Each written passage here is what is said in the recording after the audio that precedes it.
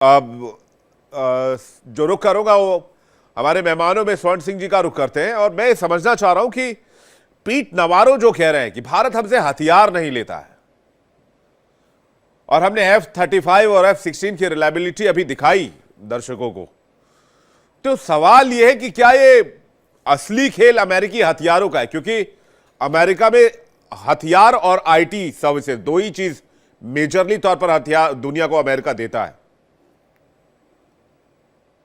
देखिए, सबसे पहले तो पीटर नवारो कौन है, ये थोड़ा सा समझना जरूरी होता है।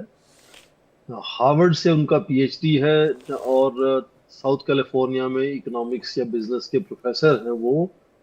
और 2016 से पहले उनको चीन पर एक विशेषज्ञ की नजर से उनको देखते थे। और जब चुनाव हुआ पहला राष्ट्रपति ट्रंप का, तब से वो राष्ट्रपति ट्रंप के बड़े खासम खास एक तरह से बन गए।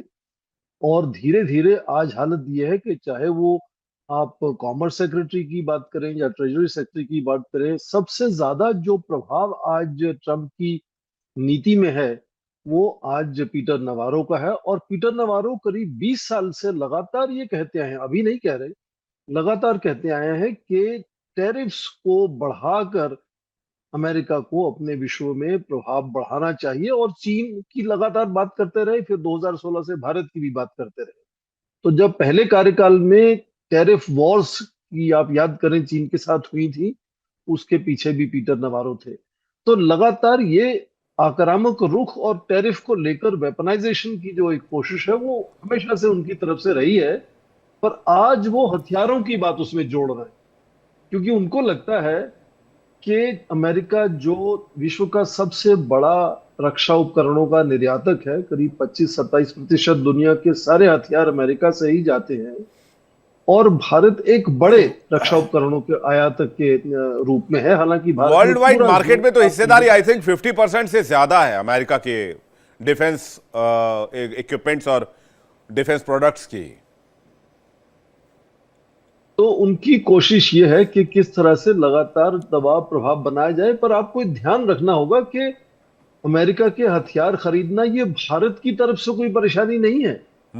लगातार क्योंकि भारत रूस से जुड़ा रहा है, उससे पहले सोवियत संघ से जुड़ा रहा है हथियारों को लेकर, तो ये जो शंकाएं हैं अमेरिका के अंदर है कि वो अपनी तकनीक भारत को देना नहीं चाहते, तकनीक हस्तांतरण नहीं करना चाहते। चाहे वो जैसे स्मॉल मॉड्यूलर रिएक्टर्स की बात होती है, जीई 2 बार बैंकरप्ट हो चुका है, भारत उसकी सहायता कर रहा है, तब भी वो हमें तकनीक पहुंचाने में हमेशा उनको शंकाएं बनी रहती हैं।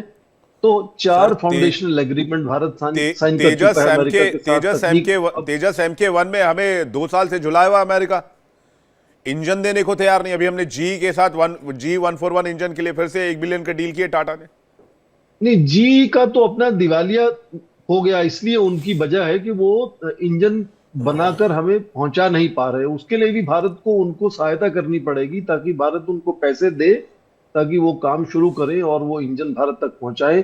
तो उनकी अपनी उत्पादन में परेशानी है, उनकी अपनी तकनीक जी। हस्तांतरण में परेशानी है। और अब ये जो आपस में तनाव बना हुआ है, इस सब को लेकर ये सब खाली बातें हैं। ऐसा नहीं कि भारत यदि पूछेगा कि हमें F-35 या प्रेडेटर ड्रोन्स ड्रोन्स चाहिए या कोई दूसरी तकनीक चाहिए, एयर डिफेंस सिस्टम्स चाहिए, तो ऐसा नहीं कि वो हमें देने को तैयार हो जाएंगे। वो चिंताएं उनकी तरफ से ज्यादा हैं। भारत ने हमेशा हाथ बढ़ाकर आगे कहा है, 20 साल से लगातार भारत कोशिश कर रहा है कि रूस के ऊपर निर्भरता को कम किया जाए, इंडिजनाइजेशन को बढ़ाया जाए, मेक इन इंडिया को बढ़ाया जाए। पर अमेरिका तो उसमें हिस्सेदारी लेना ही नहीं चाहता। रूस हिस्सेदारी ले रहा है उसमें भी, चाहे वो नवाकार हो, विकास हो, शोध हो, उत्पादन हो। रक्षा उपकरणों में रूस अपना लगातार नीति में बदलाव लाता आया है, जबकि अमेरिका उस तरह से तकनीक का हस्तांतरण नहीं करना चाहता है। इसीलिए भारत यदि उनसे कुछ मांग करेगा भी, तो इतिहास गवाह है कि वो हमें इस तरह की तकनीक देने में हमेशा संकुचित, उनको चिंता रहती है।